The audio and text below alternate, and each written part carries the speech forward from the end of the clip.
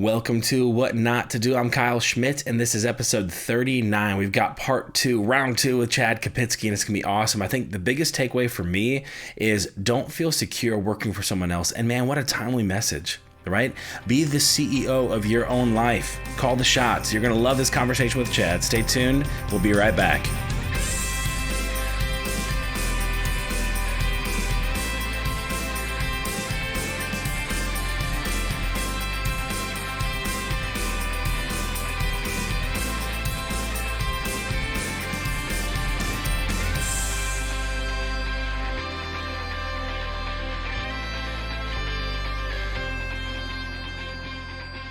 One of my biggest aims in life is to give you more in use value than I take in cash value. And I'm so thankful for all the thoughts and ideas you've shared with me on how I can better do that. One of those ideas that has come up on a few different occasions has been, we love the long form conversational format, but sometimes it takes a while just to get through even one episode. What would it look like to aim for episodes that are 1 hour or less in length without compromising the format? And I thought, great idea. I love the long conversational format too, and I really want those conversations to be as accessible and easy to digest as possible. So I'm absolutely pumped to introduce a new innovation of what not to do. We'll keep the long form conversational format that has been so well received, and we'll divide it into 30 to 45 minute segments that'll make it more easy to digest on your morning commute or working out at the gym or run or hanging out at the house. This is going to be awesome. I'm so pumped to keep giving you such high value conversations, and now more accessible and easier to digest than ever. I'm so proud to be your guys' host and so thankful for all your help innovating and iterating to make this community even better. I love you guys. And with that, let's get to what not to do. Okay, well, let's do this. The show's about failure. Yeah. And no one wants to talk about that. We love to Photoshop our failures and have our Instagram face on or whatever it might be. But it's been awesome. A lot of the feedback has been, people have been loving it. You know, it's a conversation as we've been experiencing that people really, really enjoy and have been benefiting from people just opening up a little bit and saying, like, hey, look, here's what I did right, but also here's what I did wrong.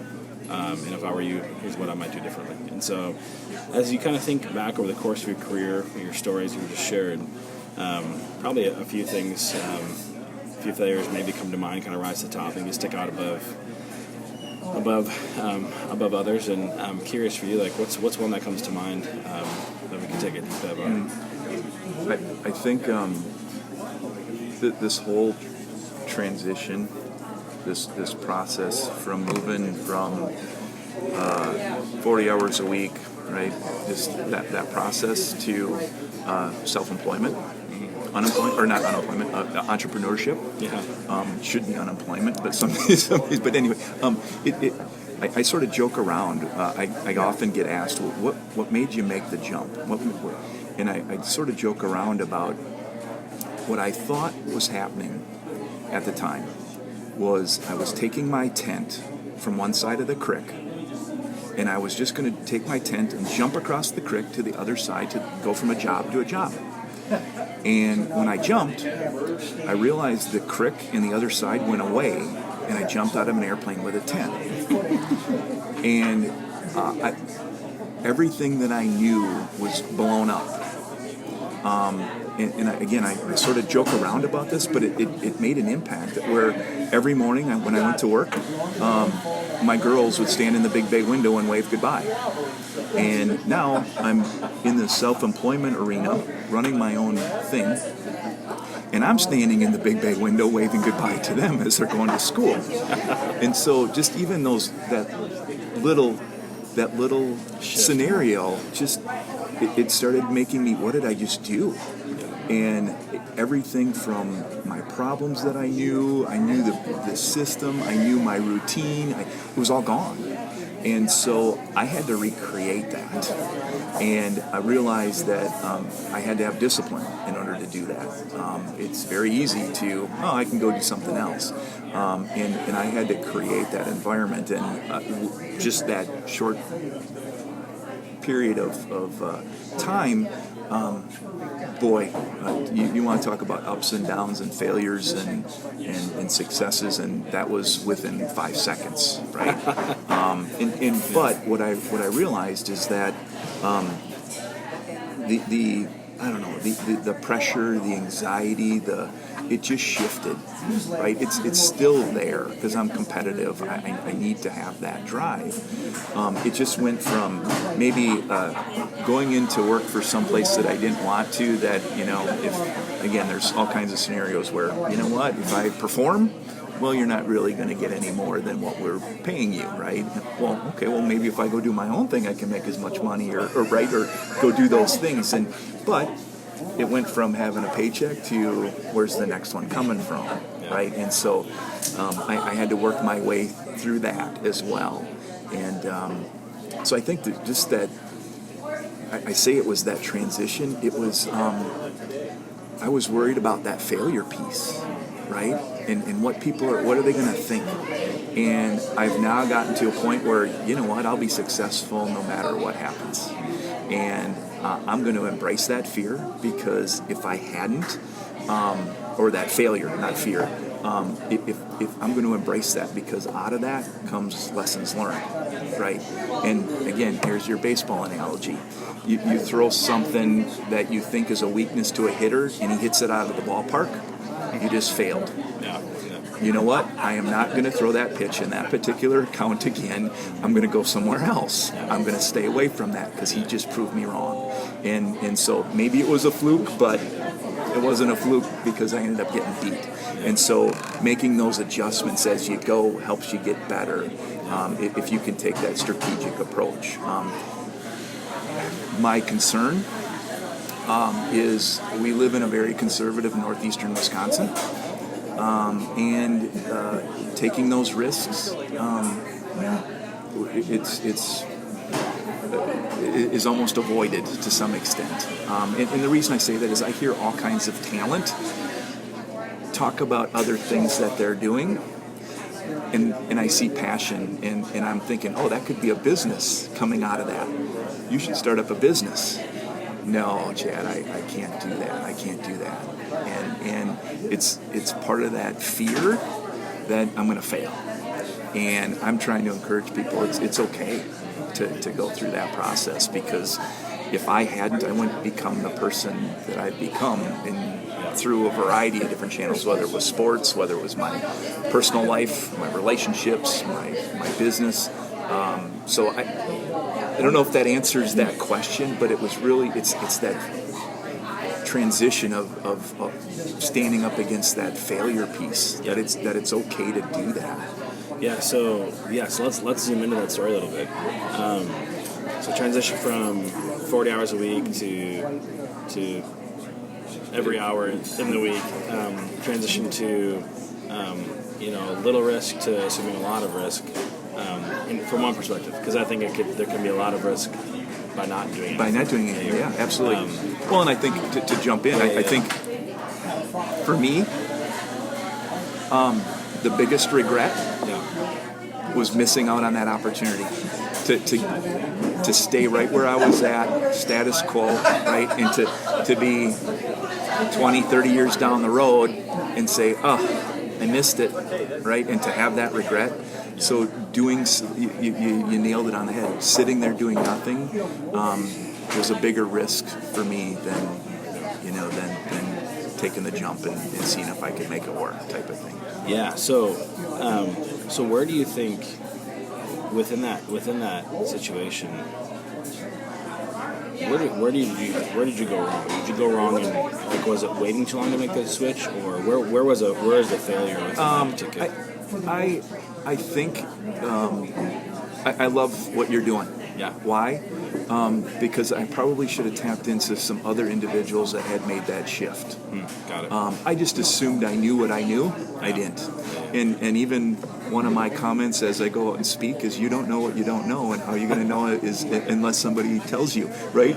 Well, I should have listened to my own advice in that, and I realize that there are others that are out there that have walked in front of me, and it's okay to blaze your own path, but there's certain things that are pretty consistent in starting a business and just getting a different perspective, and I think I thought I could just do it, and I think that was probably where the biggest gap came. Is I probably should have tapped in even further into who else had done this. Can you give me perspective? How hard is it? And be true and honest. Yeah, it's all bells and roses right now, but what was it like? And so I think that was probably the biggest lesson learned is tap into the people that are around you to get different perspectives. And like I said, I love what you're doing because it's providing an avenue to say, you know what, I'm not alone in this. Yes, absolutely. In entrepreneurship or leadership, like for instance, within an organization, someone that might be in middle management or in senior leadership or even at the top, or a public figure, sometimes people don't realize those can be very lonely paths. Especially on the entrepreneur side, when we're actually building a thing, and people maybe want to glorify the entrepreneur, they just don't realize the blood, sweat, and tears that goes into it, and the loneliness. At the end of the day, no one cares as much as Chad does in building Chad's business. And that's can be scary. So let's just take a step backwards though, because I think in every situation, in every story, we didn't. The whole thing's not a failure because otherwise we wouldn't be here today. So it seems like you did some things right, and I'm curious from your perspective, before stepping into, or before making the mistake of not tapping into others that have had the success on the entrepreneurial side of things. We'll get to that in just a moment. But what were some things that you did right leading up to that? Why? Why do I do what I do? Let me tell you. My why is to use my presence and my prose to inspire you to go all in on you so that you live a legacy worth leaving. I think financially, because my wife is also self-employed. Cool. So we financially put some things in place. And again, that was years and years and years prior. That we were going to have a safety net, that we were going to pay down debt, and we were going to go through that process. So we put ourselves financially in a good spot that if some hardships did come, that we would be okay, and that's what it was there for. So I think that worked out well. I think the transition into what I did, I gave the previous employer plenty of time. I actually trained the person that was walking in, and then made that transition. You didn't burn bridges? No, not I think I did. I think those were some pieces. And again, I made that transition pretty gradual. I didn't completely jump ship, but I would say those two pieces were probably instrumental. And I'm encouraging people now just with this gig economy, right? The side hustle, and you know what? Well, if you're interested in it, why don't you tap into it a little bit? And I got engagement out of that, and I got excitement, right? And so that's sort of what I did on the side and at nights. And this is cool. I'm going to start up a business, and slowly and gradually made it to where I'm at. Which is awesome. Yeah, it's good. I mean, having that, having the finances in order, understanding, that's a big part of calculating the risk, right? I'm all for burning the ships, but I'm not all for burning the bridges, if possible, right? Yeah. Because at some point you got to go all in and say, okay, the ship's not meant for the harbor, right? It's meant to go conquer some waves. Let's go see what's out there, But it seems like sometimes in life, we can spend so much time, like you said, in a conservation mindset. It's like we're crawling around on the floor our entire lives. It's like, we don't want to lose, we don't want to fall. It's like, look, brother, you can't fall any farther than what you already are. You're on the floor, right? Good analogy. Stand up and just look up. Look at how high the ceiling is. And guess what? Past the ceiling, there's an entire cosmos to be conquered. like the potential upside of what you could gain is so much greater than what you could lose. Yeah.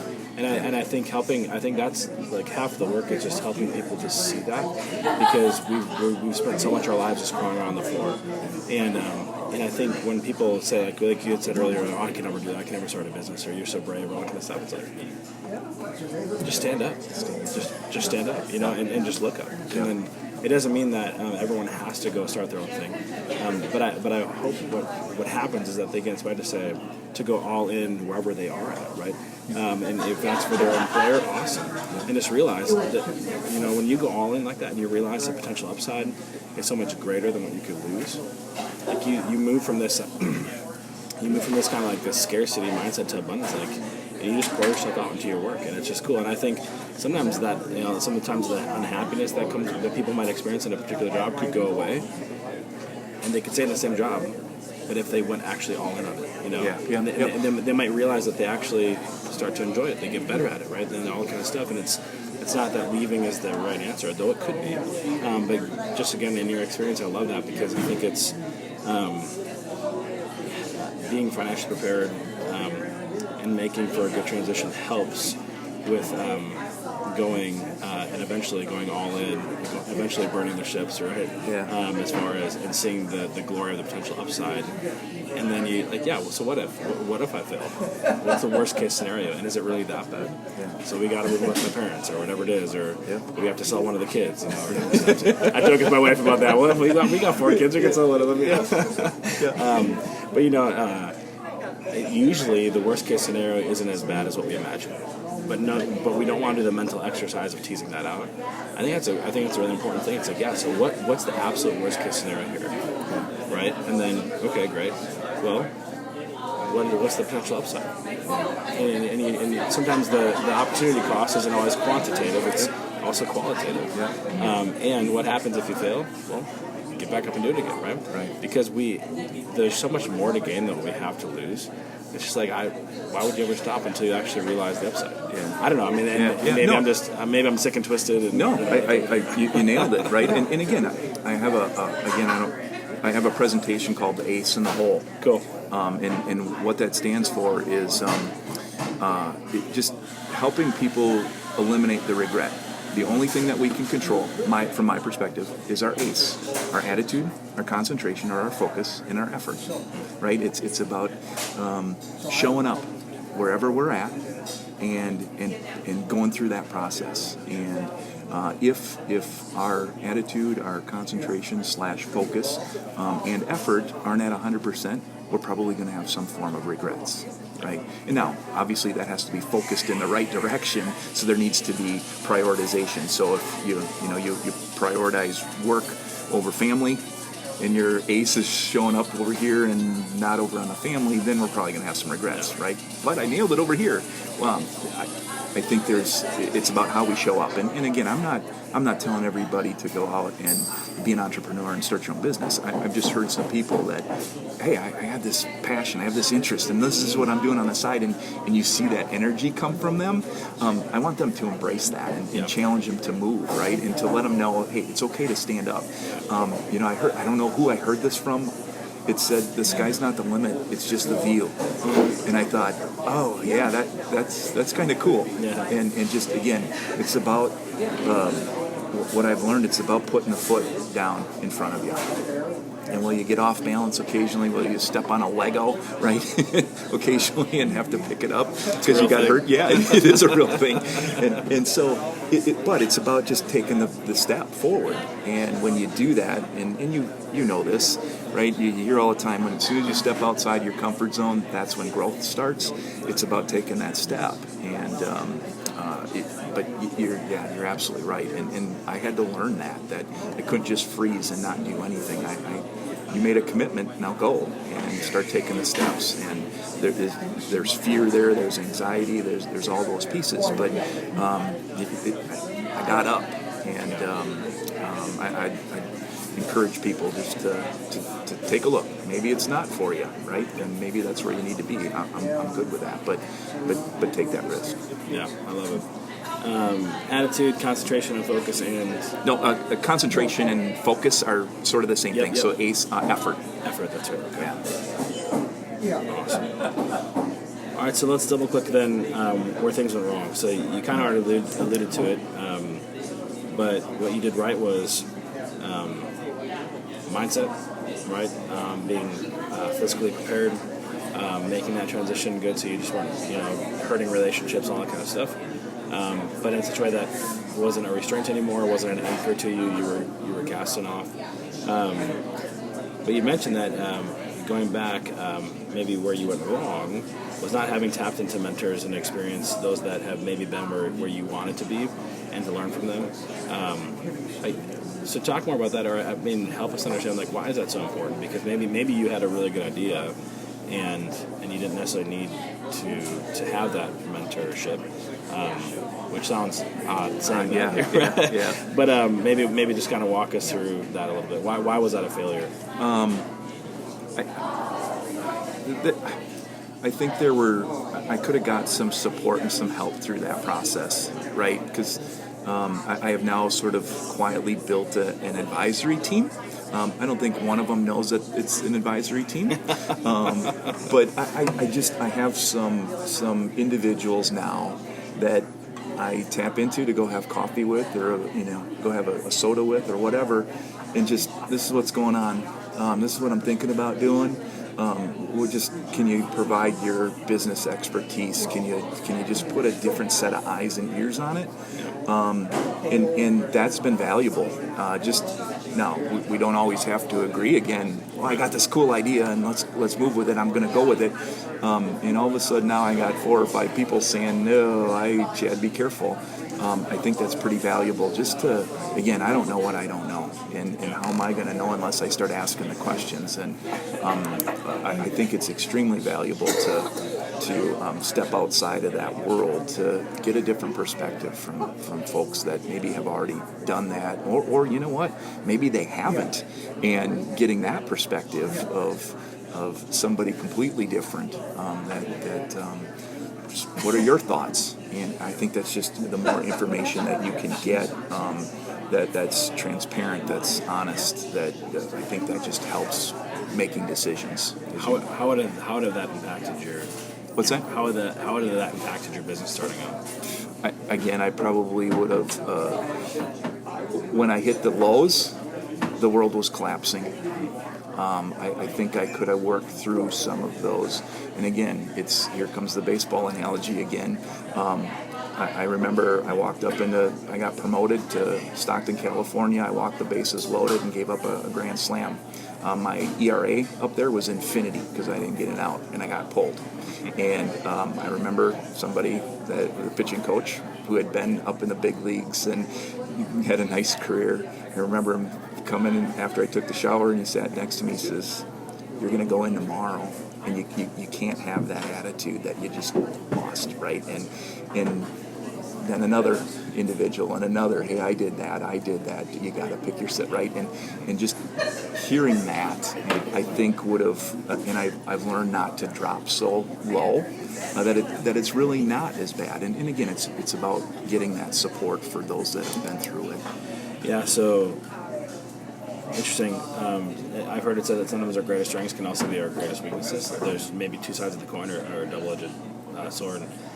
I guess what I'm hearing from you is part of what you did right was mindset, and part of what you did wrong was mindset. Yeah. And what I mean by that is it kind of like exactly what you shared. Having that advisory board, either defined or undefined, right. is really helpful in actually preserving that mindset, and helping us to stay growth-minded, and helping us when we do experience failures or lows, that it doesn't control our mind and shift our attitude, right? Which then would shift our concentration and focus, which then would shift our effort, right? You see that domino effect. So kind of really interesting that can really help to sustain and grow the mindset, expand the mindset, having that tribe of mentors around us. Am I kind of hearing that? Or Absolutely. Do you see that connection? Absolutely. Absolutely. How? How do I do what I do? Well, for me, there's one overarching ultimate principle: to give you more in use value than I take in cash value. It'd be like if I wrote a book and you bought that book for $10, but that book gave you a $1 million idea. I have effectively given you more in use value than I've taken from you in cash value. And that's exactly what I aim to do with what not to do. Well, and what I've since learned is the folks that I've surrounded myself with, they're not the don't do that's, right? Yeah. They're not the negative side. They're all on the positive. They're very supportive. Go do it. Do that? Go and run and move. But make sure you don't go down that path as you're running. The type of an individual. And again, what I've learned through this process is the individuals that I run across that say, oh, I would never do that, or don't do that, or I wouldn't pursue that.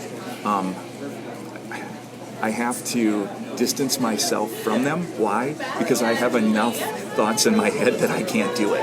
And so I need to really surround myself with people that are positive, that are going to support me, and at least helping me move forward, versus those that are going to set up those barriers. Life's too short to constantly be trying to overcome that. And same thing on the speaking side. I used a lot of the speaking for a funnel into having conversations, and I run across a lot of folks that say, Chad, really good presentation, but we're going to keep doing what we're doing. Okay, well, great. Then there's not enough pain there, right? And I hear this all the time. Well, Chad, all this new talent, this new world of work that you talk about, they're just going to have to figure it out. And my response is, yep, they're figuring a way out, aren't they? And again, I'm sort of being a snot about it, but I'm not going to convince them until they hit a point where, ooh, maybe we need to do something. And what I've learned is that it's about finding those people that I have an alignment with, that we can both try to make each other successful through this process. And so again, just another lesson learned that through that process. But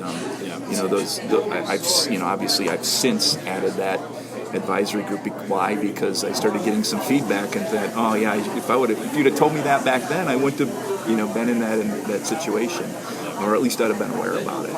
So if you could sum up that mistake in a way that you would tell someone, hey, don't do this, well, how would you say it? Don't do what? Don't do. I would say, don't think that you can do it all by yourself. I would flip it and turn it into a positive and say, you know what, go find some advice. Go find those that have been successful, and then ask the hard questions, right? We have a tendency to, how you doing? Oh, I'm awesome. Great. I'm good. Really? and we put up a Photoshop the pillar. Yeah, absolutely. And when we start diving down into it, to know that we're not standing alone in that pond, I think that's pretty valuable, to know that there's others that have gone through it or are going through it, and how do we help each other, manage through that process. So I would flip it and just say, I would advise you to go find counsel in a variety of different angles. A coach, right? Mentor, whatever it might be. Whether that's in the entrepreneur side or in corporate and moving up through the ranks, or maybe making a career change, whatever it might be. Look for that counsel in that capacity. Yeah, love it. Yeah. That anticipates that kind of last piece as far as how would you counsel younger Chad to go back and do things differently? And it's exactly that. You're flipping your own mistake and saying, hey, don't think you can do it all yourself, right? Go get your own team of advisors, right? You can even do that through books these days, right? Right. I think it's preferable to try to do it with a flesh and blood, real person, right? But if for whatever reason, if you don't even have access to that, and you can't listen to what not to do, right? Yep. Well, I was going to say, there's podcasts out there that are talking about this stuff. Yeah, absolutely. It really comes from that perspective of taking full ownership, having while I'm all for really being high on believing in yourself and your capabilities, I also think a good variable is to also have a bit of a healthy sense of skepticism. Just be a little bit critical as far as exactly what you said before. You don't know what you don't know, so just be aware of that.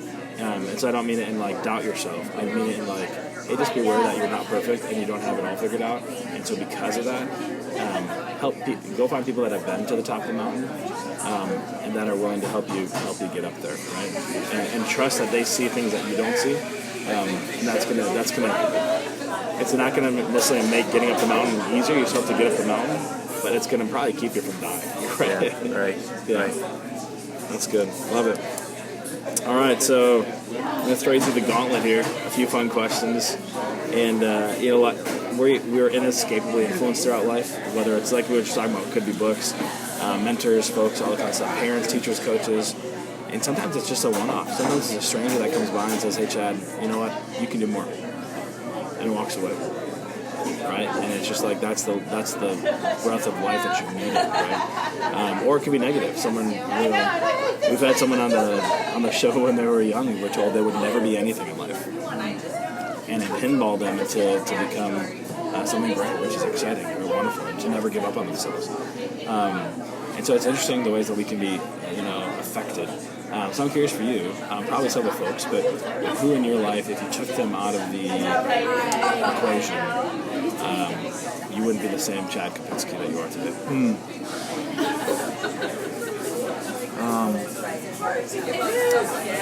My family. Yeah. Period.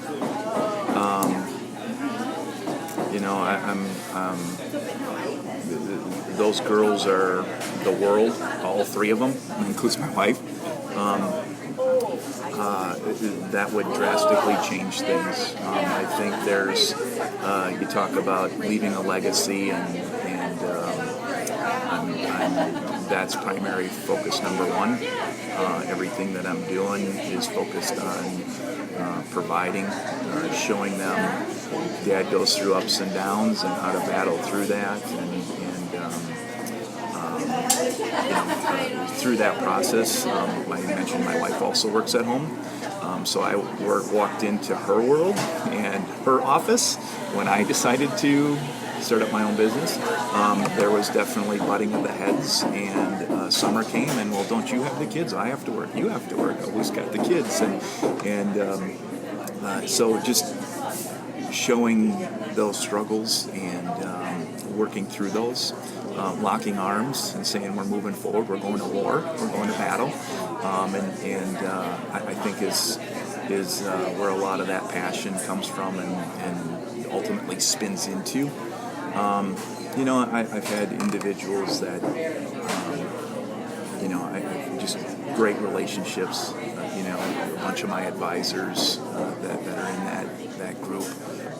Just numerous people since I've gone on this journey that have had an impact. Everything from coaches, right, to just business professionals. The gentleman that helped me with telling my story, right, that I could pass that down, and he probably doesn't even know that I tell the story, right, and so You should let him know.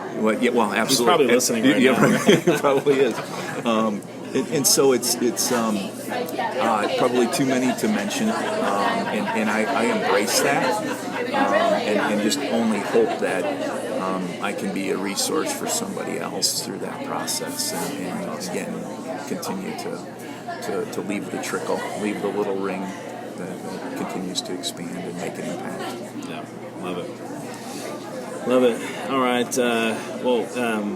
In the midst of telling us what not to do, trying to do it all ourselves, you've given us a lot of good advice too, which is awesome. But I could care less at this point in the conversation about good advice. I want to know bad advice. What's some of the worst advice, Chad, that you've heard along the way, or that you hear floating around today, or maybe bad advice that you've given? God forbid. Oh. I worry about all the people I've damaged. No, I don't know.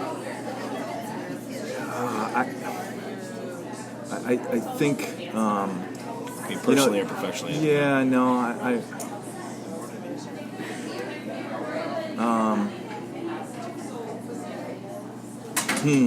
it's a good question.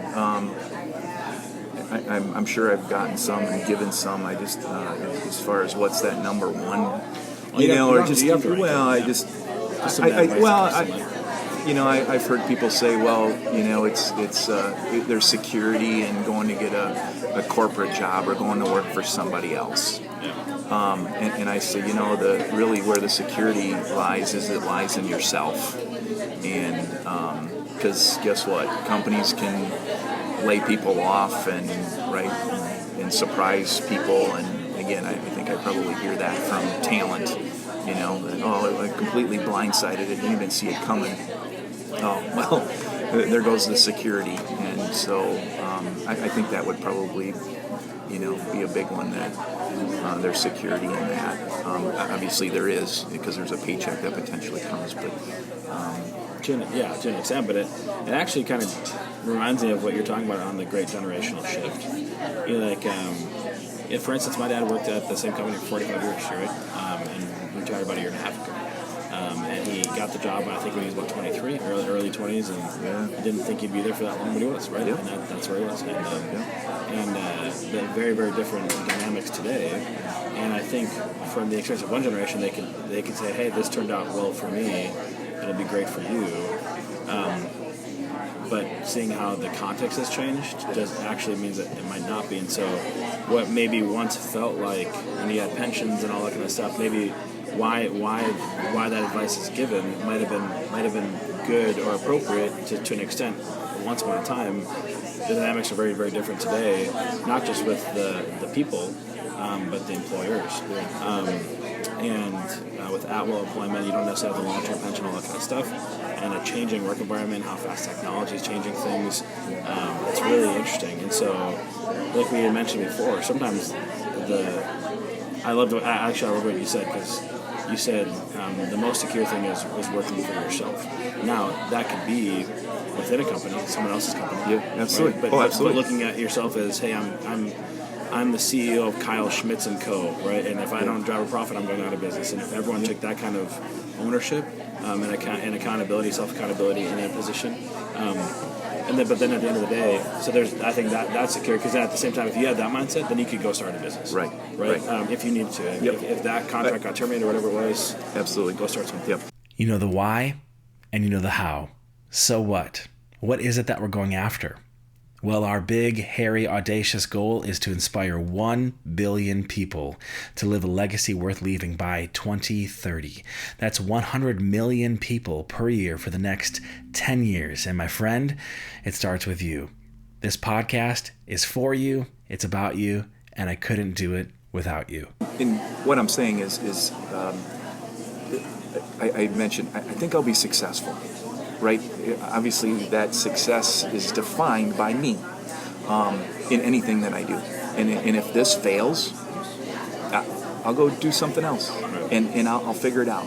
And so that's where that security comes from. It's not necessarily relying on somebody else. It's bringing it back in. And if that means working for somebody else, then I'm good with that. Yeah. But I'm going to be secure right there, because of I know what I can bring and how I'm going to show up, and those results have led me to where I am today. So yeah.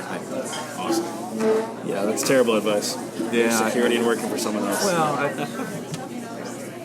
yeah, that's good. That's good. All right, last but not least, it's rush hour, Chad. Every major city in the world. Appleton to Neenah to Hong Kong. Billions of people listening to this episode of What Not to Do with Chad Kopitzke, learning a lot and being inspired. And they, amidst a traffic jam, look out of their windows and they see a billboard. And once you know it, by golly, it's Chad Kopitzke's billboard. What message do they see, Chad? What message do you want the world to see? Number one, I don't want it up there. But if it has to be up there,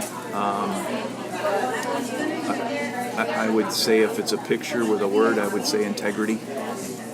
I think that's what I've realized in this space, is that all I have is that. And so, from a business perspective, working with other businesses, I have to be in alignment with them. And you know what? Not only do I have to like them, but they have to like me. And if that link isn't there, I got to walk away, because if I go to the other side, to that talent side, and say, oh yeah, they're awesome, and they're not, then my integrity's at risk. And so I have to be diligent through that process on all channels. And what it comes back to is that integrity. And so just always trying to do what's right. So again, I'd fire the person that put that billboard up. But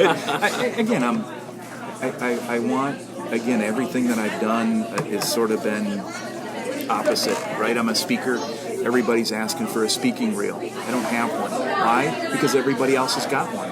And so I want, what I found is that word of mouth and somebody that heard me and wants to bring me in, that speaks bigger and larger than that speaking video that I'm going to look like everybody else. You mean you don't have a TikTok channel? No, I do not have a TikTok channel. I don't have a Facebook channel. And I think I shock some people, especially when I talk about these younger generations, right? Oh, you must be out there in social...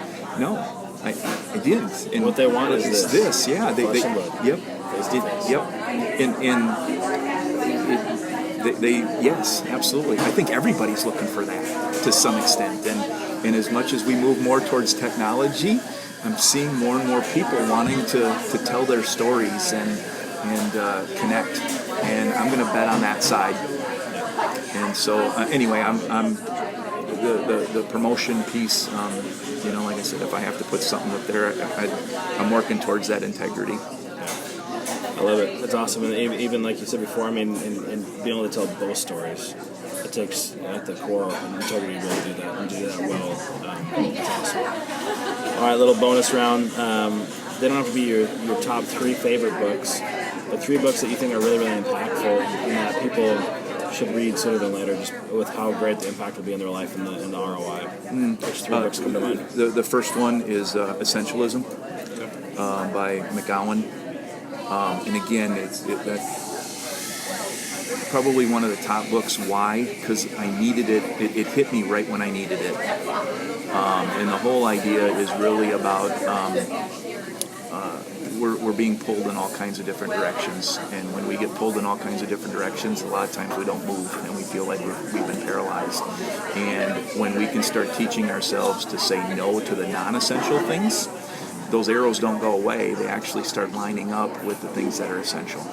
And that book just really taught me a lot of things about saying no to things that that's not. I'd like to do that, but it's not my sweet spot. I have to say no. That included saying no to speaking engagements on the other side of the state because I wasn't getting paid. Well, we'll put you in front of the right group. Nope, because I'm taking right. And what I realized is people respected that, right? And they were disappointed. But what I realized is that they respected those boundaries and said, oh, that's cool that he drew that line. Yeah. And there's things in there like I usually get to meetings before everybody else. Why? So I can have board time, right? Just shut down, right? And just be quiet. I think we run and we're always looking at devices. That book asked the question, when was the last time you were bored? And it sort of hit home just be quiet and listen. And then the other piece out of that book talks about opportunities. And if you were presented something, I always ask the opportunity or ask the question, if you didn't have the opportunity, what would you do to go get it? And if the answer is nothing, then don't go get it. Say no to it. And again, just a couple little tricks, through that process that just learning to say no to, and again, it's all about alignment into those things that are important. And I could be at a million different networking events, but that means if I said yes here, I said no someplace else. And just making sure it keeps me grounded as far as what those priorities are. Yeah, love it. What's next? Another book? I've enjoyed the Think and Grow Rich. Yeah. There's a statement in there. I'm ad-libbing, but they surveyed 500 of the greatest leaders, and they found that success came one step after failure. And it was from gold. Yep, absolutely. And that sort of just resonated that, just when you think you're beat, you're down, just one more step. And the success is on that other side. And that's resonated with me to continue to move forward. Yeah, that's so good. Yeah, love it. I actually recently finished that one myself for the first time. So, you got a third for us? Nah, I'm good with those two. Oh, come on, come on. I don't know. I think the Bible has all kinds of stories and life lessons. Again, that probably should be number one. But as far as those business books, those are there. Yeah, enduring principles for sure. Yeah, absolutely. Just keeps you grounded. Awesome. Love it, man. Chad, this has been awesome. I really enjoyed our time together, and I've learned so much. Like, I tell folks, like, I do the podcast, because I'm selfish. Right? I want to learn. I want to get to know the folks and learn from their experiences. But even more than that, I get to broker this conversation and give to the world. And I think it's amazing because, you may never know the lives that you impact, from something you said. But I'd be willing to put money on it that one thing that you said today could have radically altered the course of someone's life for the better, right? And they might never meet Chad Kopitzke, right? And you'll have never known, and you might never ever see the fruit from that impact.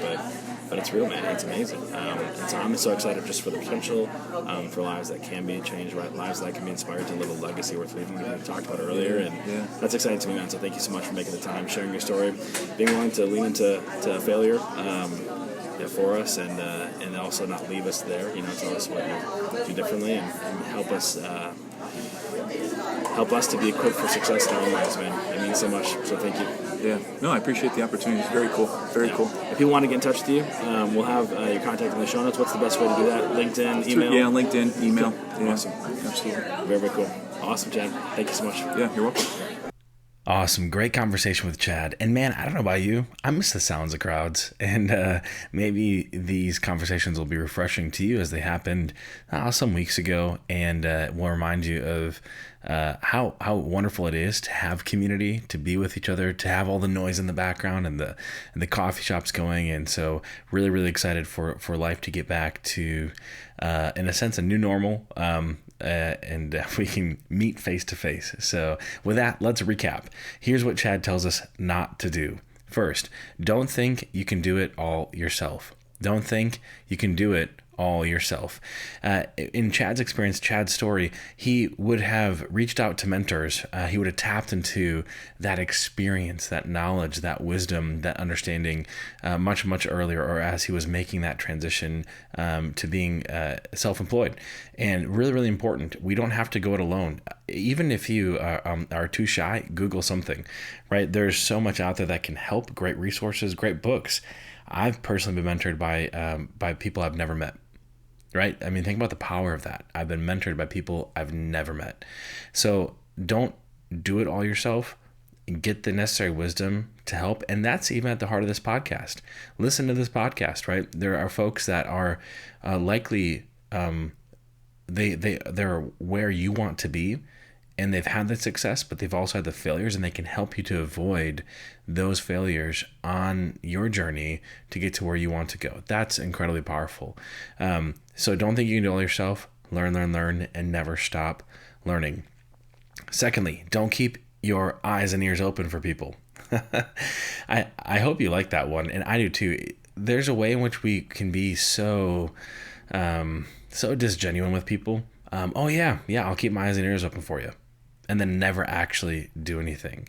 There are probably a million different methods to overcoming this, and this is just a clear example of, quote unquote, keeping your eyes and ears open for people. The heart behind this is to be genuine, to be authentic, to actually just really care. Right. And so if you don't care, don't tell someone that you're going to keep their eyes and ears open for them. If you actually do care, then do it. Maybe offer in the moment something like, hey, I'd love to connect you with anyone that you would value in my network. Right? It could be that, right? Hey, why don't you take a look through my, my LinkedIn, and if there's someone in there that you would like to connect with and could be, you think, helpful, I would love to make that introduction, right? That's a great practical way to care. You do it in the moment and you're done with it. You don't have to, try to remember to, quote unquote, keep your eyes and ears open for people. But again, the heart behind that is more just being disgenuine and really just care about people, love people, right? And do for them what you'd want them to do for you. Last but not least, don't feel secure working for somebody else. don't feel secure working for someone else. And man, is this a timely one? There's a lot of folks who are without a job, or who are without pay. Their cash flow has dried up, and that's it's like a bucket of cold water in the face, right? And very, very challenging. And it's not only for folks that are working for someone else. It can be also for folks that are, business owners, et cetera, but just, experiencing difficulties in this particular time that I'm speaking and recording this. It's, the coronavirus crisis, if you want to call it that. I personally like to think there's a lot of opportunity here, and it's time to expand, not contract, but that's, I digress. But here's the point. Don't feel secure working for someone else. Why? Because you're putting your livelihood, your ability to feed your family, your ability to clothe them, to care for them, to give them shelter in the hands of somebody else. We've talked before about, the virtue of going to build your own dreams versus going to build someone else's. And there's that. But here, we're not even talking about dreams. We're just talking about like sustenance. We're talking about livelihood. And at any point in time, they can let you go, right? It's an at-will employment, at-will agreement. And that can be very, very scary when you kind of just look at it for what it is. And we talked about this in the show with Chad here, but really consider yourself to be the CEO of your own company, whether or not you work for someone else or own your own business. You are the CEO of your life. The CEO of your life. And if you don't drive a profit, you're going out of business, baby. Right? It's that simple. You have to take full ownership. You have to take full responsibility for where you are and for your own security, and especially for those that are under your care, whoever that might be. So don't feel secure working for someone else. That doesn't mean working for someone else is bad. Not at all. Right? Just don't make that the source of your security, where you get lazy, you get apathetic, and you stop working and growing, and bam, something hits out of your control and you have no options. You don't know what to do because you put it all in working for somebody else, right? I'm all for not having a plan B, for burning the ships, right? But not if that means working for somebody else. I think that's a recipe for disaster. Well, this has been great. I am so excited to be back and recording these. I hope you guys are liking this new, more accessible, more digestible format. It's exciting for me, and I hope for you as well too. It helps me to think through the conversations a little bit differently too, breaking them up in that, which is exciting to me, distilling it and being able to reflect and really draw some wonderful lessons and perspectives from those conversations. This has been helpful for you. Share this with a friend. And one great way you can do that is to leave a 5-star review on whatever listening platform you choose. I'm an Apple Podcast guy, and it seems like a lot of you folks are out there listening on Apple Podcasts too, which is great. And so if you haven't already, even if you think the show deserves it, give us a 5-star review. That would really help to get these stories, these lessons out to the world. If you know someone that would like to be on the podcast, have them reach out to me. If they're an entrepreneur, leader, public figure, and they've had success and they're willing to share some of their failures, that'd be perfect. And maybe that's you. Maybe you need to be on here and share your story with the world. Help to equip others for success. And if you're a business and you think that you've got a great story to tell, especially in these times, ways in which you can help a lot of people, hey, let's connect and see how we can help to tell your story to this niche community that's rapidly growing of entrepreneurs, leaders, and public figures, and see how we can best tell your story there. Well, it's been said that good men learn from their own mistakes, but great men, they learn from the mistakes of others. So go and be great, and we'll see you next time.